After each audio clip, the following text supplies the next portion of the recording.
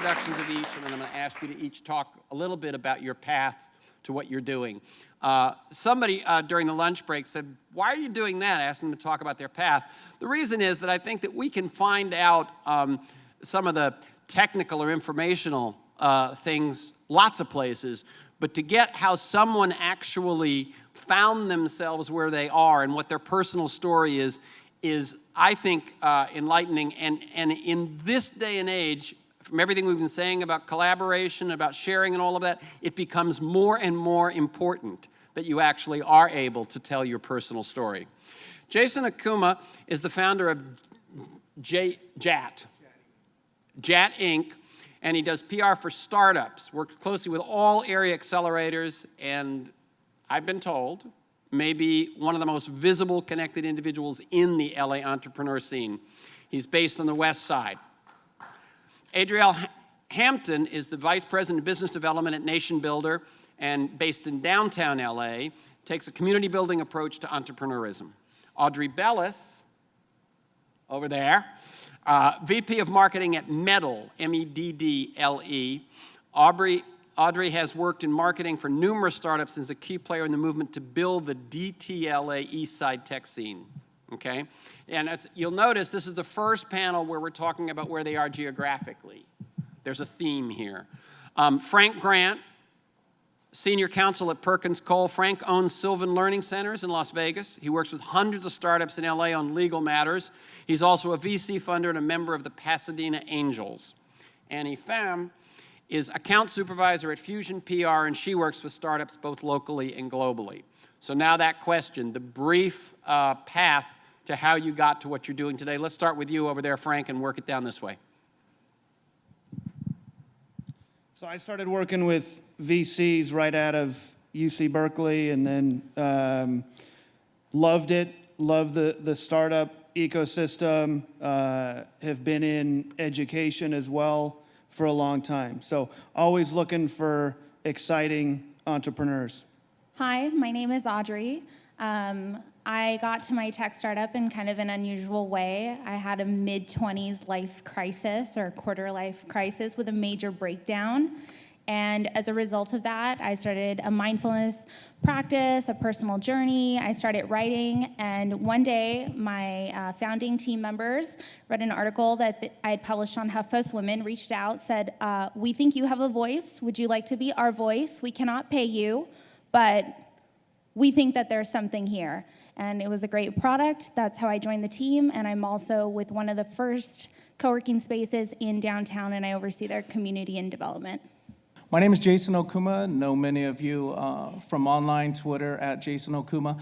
I have over 22 years experience. I've been a speaker, trainer, coach, a small business advocate. I'm an entrepreneur, and I started to become a conduit for my mentors and sharing with my audience over the years. I give that background because from helping a lot of entrepreneurs with success mind coaching and business methodologies, in 2006, JATI Inc. Came about in Beverly Hills. We're a consulting firm of relationships and resources. Four main areas that entrepreneurs and startups reach out to me for are for PR, fundraising, growth hacking, and user acquisitions, especially with a lot of the apps. I currently represent PMBC Group. We're one of the top tech PR firms in the area as well as nationally as well. So I deal with a lot of deal flow, but the heart of it all was my passion for entrepreneurship, inspiring them, empowering them, and informing them, giving them the resources, and that's where it's led me to today. Hi, I'm Annie. I work at Fusion PR, managing the LA team here. We have an office in New York as well as San Francisco. I actually started out working in the new media marketing departments in the music industry, and today you don't really hear new media department anymore because it's all incorporated into just marketing because it's so important. But when I first started out, it was very segregated, and I just kind of kept going with doing new media for entertainment and lifestyle brands. I did digital PR for lifestyle, fashion, music, things like that, and then also started doing social media at the Ellen DeGeneres show. And then I kind of didn't want to be in entertainment or music anymore, but I really love being in new media, marketing, PR, and so I started working at Fusion, where we manage the PR and communication strategies for tech companies, so consumer electronics, software, startups, things like that.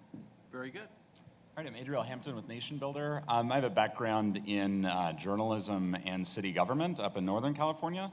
And kind of my career in tech sort of began in 2009, where after some initial political activism, I decided to run for US Congress. And I used a whole bunch of different tech tools on that campaign, WordPress and Ning, and I had the distinction of being the first person to announce a run for US Congress via Twitter. And that basically, I ended up in that race with more Twitter followers than votes, unfortunately. I did things like spend thousands of dollars on a voter list without really knowing how to contact people. Very good at earned media, but not very good at organizing voters to actually support me. And one of the things that happened, though, is through all the technology I was using, I met Jim Gilliam, who's the founder of NationBuilder. And when he launched his company here in LA, I knew that I needed technology like NationBuilder, which is a community organizing platform, to be able to more effectively reach people and get rid of all the silos that a lot of the products we use to reach out to people create. And he needed someone who was crazy enough to try to talk to hundreds of thousands of people without really knowing what they were doing. And we've And a politician would be perfect. And a politician would be perfect, yeah. And we've grown from, I was the third person there, we're 140 plus now, several of us in the room. So it's been an exciting ride over the last few years in downtown LA. Okay, now one thing I'm noticing is I think we know what Fusion does. We have a sense what you do. What does NationBuilder do? Yeah, so we're a community organizing technology that provides a website, a people database, communications tools for mass comm, so email, also one-to-one social media management, scheduling, things like that, as well as finance tools so you can take donations or payments online. We think those are kind of 4 critical elements that folks need when they're trying to build a movement or run a business online or win an election. And in a lot of technologies, you need a developer on staff just to keep track of keeping all those data sources together and stitching them together and making it work for your community. We bring that all together starting at $19 a month with really no tech expertise needed. Okay, great. The first question I want to ask of all of you, and you don't all have to answer, is how would you describe the local entrepreneurial scene these days in Los Angeles, Southern California? So anybody who has a hit on, that they really have something that they think about that. Yeah, Frank. So I'll take that. So I work with a lot of different entrepreneurs. Tech entrepreneurs tend to be different than entrepreneurs building other businesses, and they tend to get all grouped together. Tech entrepreneurs need to raise a lot of money typically to grow fast, whereas other entrepreneurs need to build community support, need to do a lot of the things maybe that NationBuilder's doing. So it's very different, and the tech entrepreneurs probably have gotten all the press, but it's probably the other entrepreneurs, educational entrepreneurs and others, that are doing a lot of heavy lifting. Mm-hmm. Anybody else? Your thoughts about the scene these days? Yes. After Audrey. I'm like Adriel, I'm also downtown based. The one thing that I love about downtown LA is that everyone has their hustle. You cannot walk down a block and not see someone trying to sell you fruit from a fruit cart, socks at a discount, you name it, they are trying to hustle you for your next dollar. It is incredibly entrepreneurial. And it's not just tech startups. A lot of people don't think of downtown LA and think tech. We have a few members here, myself and a few other people have organized this kind of grassroots tech task force to bring tech and creative into downtown, because while we have this spirit of hustle, we have 6 million square feet of empty office space that needs to be filled, which is insane because Los Angeles, and downtown specifically, is a huge hub for all things financial, manufacturing, fashion, mom and pops, brick and mortar businesses. So I think we see it, but you're right, it is a sense of community and other heavy lifting that needs to happen to make those things come together. And there's so much attention on tech and not enough about the glue that brings everything else together that makes that infrastructure even possible. Okay, very good. Anyone else? Yeah. So Fusion's office actually started in 2000 in New York.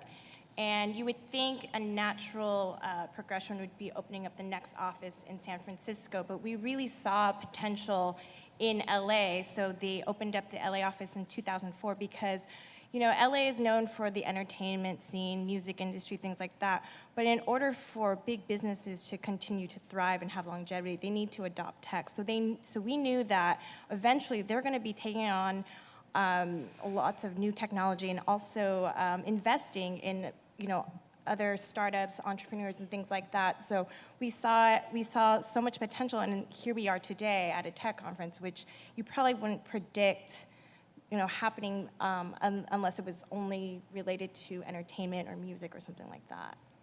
Okay. Yeah, Jason. The current state. A little closer to the mic. Testing. The current state, one word, is hot. Been around the scene, kind of got sucked in about 5-6 years ago, and every year that goes by, it just, more and more. As a trusted resource and advisor in different spaces, not just tech, but just in the entrepreneurial and business space. I mean, I was recently with a delegation from South Korea. They went to the different markets, Palo Alto, Silicon Valley. They went to Vegas. They came in here. Now they're wanting to enter the America through Los Angeles. I go back and forth up north as well to the Valley, and I have a lot of my entrepreneurs and money people. They're wanting to come down here. I vet for VCs and private family offices, and they're all trying to get the deal flow. They're not all. Those that are in the know are trying to get positioning. The word that I get from people up north are they see here in the situation that we're at as the Valley back in the 90s. But I don't believe what we're doing here is trying to replicate what Silicon Valley is doing. It's just a hot space. Los Angeles historically has always been entrepreneurial. If you're an actor, if you're a musician, you're a self-employed entrepreneur. So there's always a hustle there, but it's a different hustle, and I don't think we need to model after someone else. We just be unique and embrace who we are as Los Angeles entrepreneurs as well as Tech LA and Tech LA. So sometimes the tech scene in LA is like the dating scene. You know, there's all this exciting companies down by the beach, and then there's east of the 405. True. But I want to kind of echo what Audrey said. Being in downtown LA, we really chose to LA and not being in Silicon Beach to get to really the diversity that makes LA such a great place. There's a lot of criticism in San Francisco right now of the tech scene and how it's kind of myopic and a little bit of a monoculture that maybe is wealthy 20-somethings solving the problems of wealthy 20-somethings. And LA is and I'm like quoting there, right? LA has just incredibly rich diversity, 88 cities within LA County, and we think that drawing on that rich diversity helps us build better products, helps us build more interesting and diverse companies, and helps us solve real-world problems. And that's why I think that LA has such a hot scene now, because of the kind of culture that allows companies to grow out of incredibly rich diversity. Is something I hear you guys saying, that there's the concept of leapfrogging technology, right? Where Africa doesn't have to put up phone lines because they're just going to go straight to mobile. Is there something like that in the entrepreneurial scene, especially the tech part in LA, that they are today going to skip stages that San Francisco or San Jose or them had, that we're going to do it our own way? Anyone? Jason, you seem to lean into the mic. Yeah, take it. In regards to doing it our own way, just success leaves clues, and there's a lot of infrastructures. I think timing. Infrastructures have been laid, and it didn't happen overnight, which allows and empowers new technologies, apps, heavy apps, based on just infrastructures, mobile, that's more possible and realistic today than 5 years ago. So maybe being able to maybe leapfrog in that space to innovate but it didn't happen overnight. There's people Right. that hustled to create the foundations, which we're being able to experience today. Very good. It's interesting. I was going to get into the geographical piece, and you guys already did. So, someone first talk about Silicon. We've heard some of the talk about downtown and downtown wanting to grow. What is the state of Silicon Beach at this point? I mean, I think Jason said it best. It's pretty hot right now. There's so much news coming out. Obama's there right now speaking at Cross Campus. Sorry, you guys are missing that. Is that where he's speaking? Yeah, he's at Oh, Cross that's Campus right interesting. now. If we do the in live stream, you Silicon can get the Beach. link, so. Yeah. So, I mean, that in itself is huge for Silicon Beach. My company is actually based in Silicon Beach, but I'm based in Echo Park, so I'm actually really happy to see that it doesn't have to be a narrow part of LA. It should be all of us because, like you were saying, it's such a diverse city and then this is a panel about collaboration, and I think that's a big part of how we can get to a point where, I mean, we are at a point where we are a city that people really look to in regard to tech.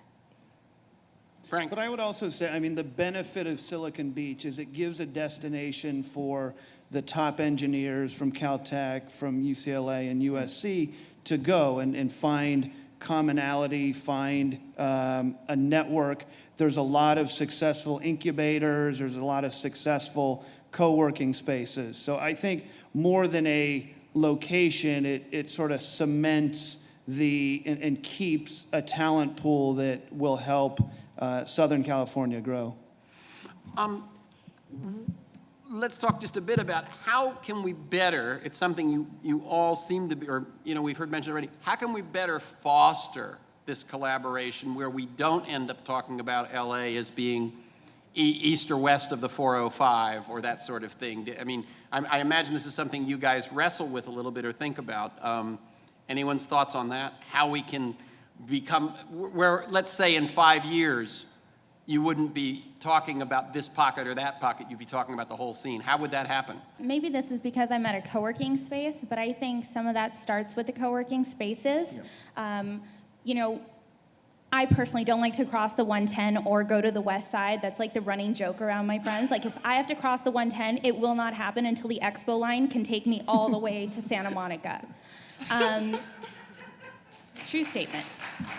But we have been really lucky in LA to have some of that Santa Monica influence in downtown when it comes to the co-working spaces, and that's where I think we see a sense of fostered collaboration. So for example, General Assembly is in the room, and we rent out some of our space to General Assembly until they set up their downtown location. And we get people who come into our space and say, man, I never even thought of downtown for anything tech related. This is the first time I've come in here. I didn't know this existed. I didn't know this was on this block.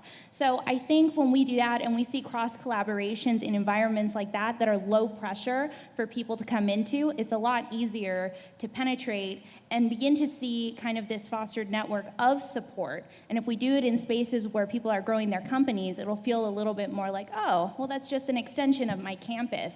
It's a friendly face that I can also go to. I think there's also a lot of great leadership coming out of City Hall on these issues. Yeah. Mayor Garcetti is really tech friendly and working to make the greater LA area known for this and to bring folks to the east side. There's the controller's office doing amazing things, and on Co-working Hub LA and the Arts District, a lot of cross-collaboration, LA 2050, really between community groups, technologists, technology companies, and city leadership, I think is one of the ways, the paths to the future of a really unified and thriving, diverse LA tech scene. Were you gonna, yeah. I'd like to expand on that just a second. I completely agree. I think it's incredible, and I think we have a unique opportunity in Los Angeles where our city, because of our mayor, is so open to technology that we can come in, participate in open data, create apps that will help our people. And I don't think you can go to another major city in the United States right now outside of Detroit, because they're struggling so hard, where you could create that environment. Yeah, Jason. I believe there's a lot of opportunity. It is, I think, just being in greater Los Angeles, we're just so spread out. You know, people from New York, they don't need a car, they can just jump on the train or whatever. Here, like, if I get a request to get a meeting in Pasadena, I was like, oh, you're coming to me in Beverly Hills. You know, just logistically, because I can bang out 5 meetings here instead of being traffic, and then vice versa.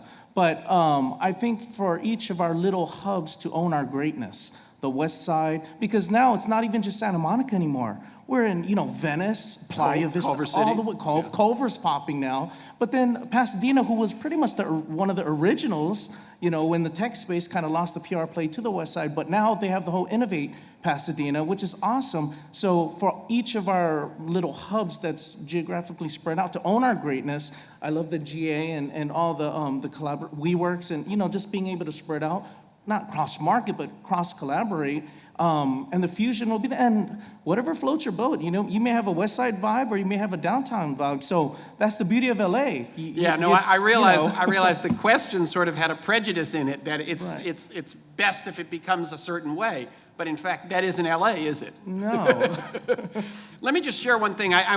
You were mentioning the city and Mayor Garcetti's office. I attended City Lab last week. And this is slightly off topic, but it's really interesting. The police department in LA has used evidence-based metrics and a lot of big data, and they've done a great job with it. They have a system called ComStat, and they keep track of everything, and they've knocked down rates of crime, rates of violent crime, all sorts of things. What was amazing was that it turns out that people had come from all over the world to see how they did that, and no one from any other department in LA had bothered to ask. Now, under Garcetti and Rick Cole, who's their deputy mayor of innovation, all of the departments are going to be run that way.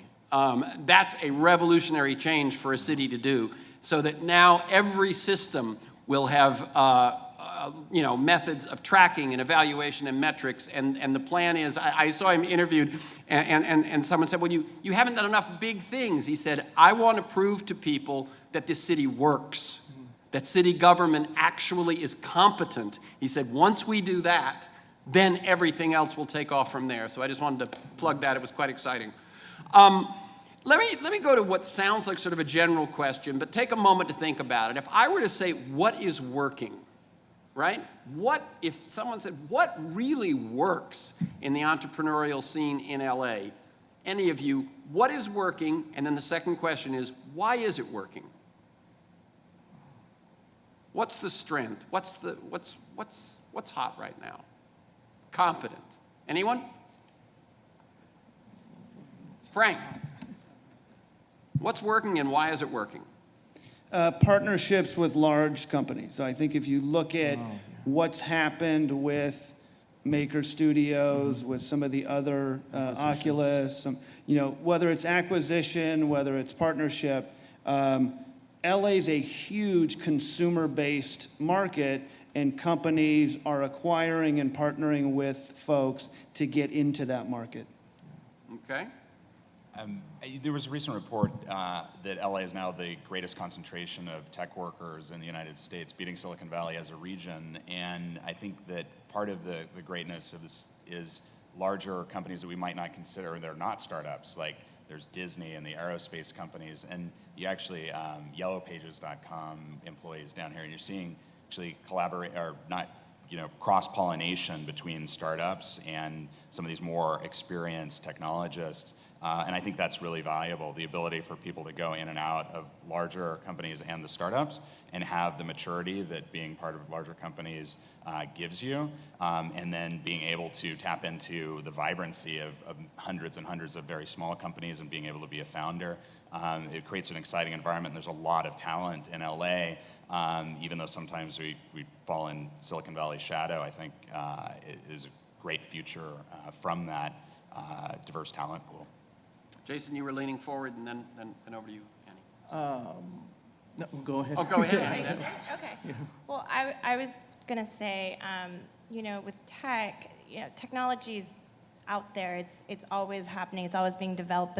But what makes it known is when the everyday person can actually adopt it and use it and incorporate it into their everyday life. And I think what makes LA unique is that big companies and small companies here in LA are actually able to bring that to the everyday consumer. So like what you were talking about with, Disney and people like that, they are embracing tech and bringing it to that mom and family who may have never owned a smartphone at one point, but now they're using it all the time, and it's no problem for them.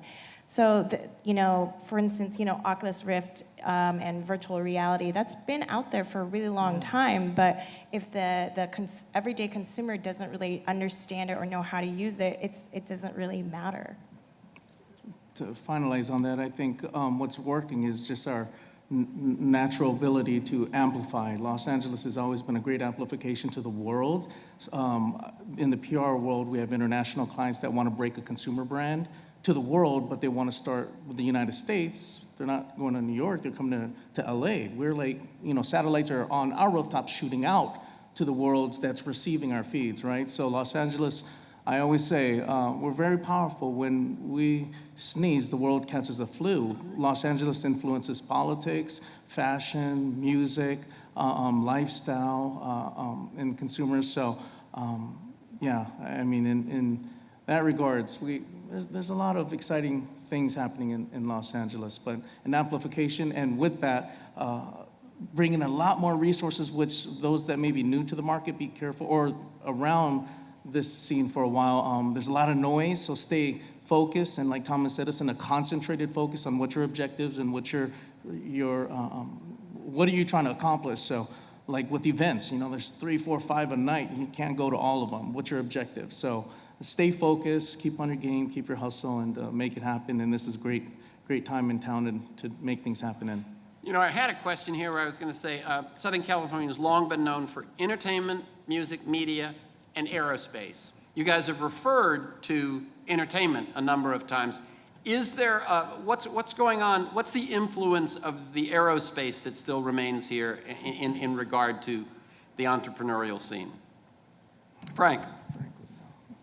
So I think, sadly, the innovation is in sort of UAV or drones. Yeah. And a lot of that development's happening up in Seattle or Silicon Valley. So I think LA lost a little bit of an opportunity. There's SpaceX, there's sort of the drones and probably the space side of it.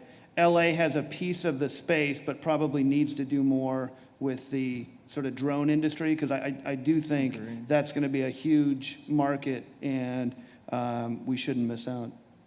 Are there any places where the aerospace expertise, the aerospace type, is melding into something new? Yeah.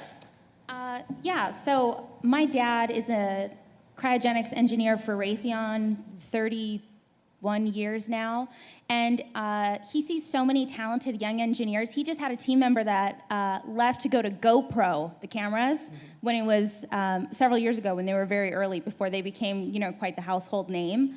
And that's something that he talks about all the time at family dinner is, man, these young engineers, they come and we can't keep them. We need them for missile-based defense stuff. We need their genius minds to build these things that we can only imagine, and we're losing them to tech companies because they're so darn smart, and they don't want to stay here for 30 years with the pension and never go anywhere. They want excitement, and we can't keep them. Interesting. They've given me the wrap-up. What I want to do is see if there are a couple of questions from the audience so we don't leave you out of this conversation. Anybody with a question for the panel? He was asking what I see, like Boyle Heights area, not quite downtown, but on the other side of the freeway.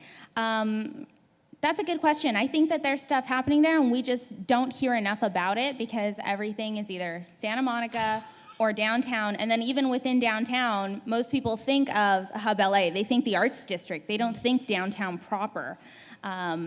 So I think there's great things happening there. I think we just don't bring enough attention to them because they fall into the shadows. And I think it's really important that, like Jason was saying earlier, we need to kind of embrace those pockets and embrace what we're good at and amplify it because we are LA. One of the founders said earlier that Los Angeles was so pretty. Of course we are. We amplify everything. We should be able to amplify our message and get that out there as well. Thank you all. Great.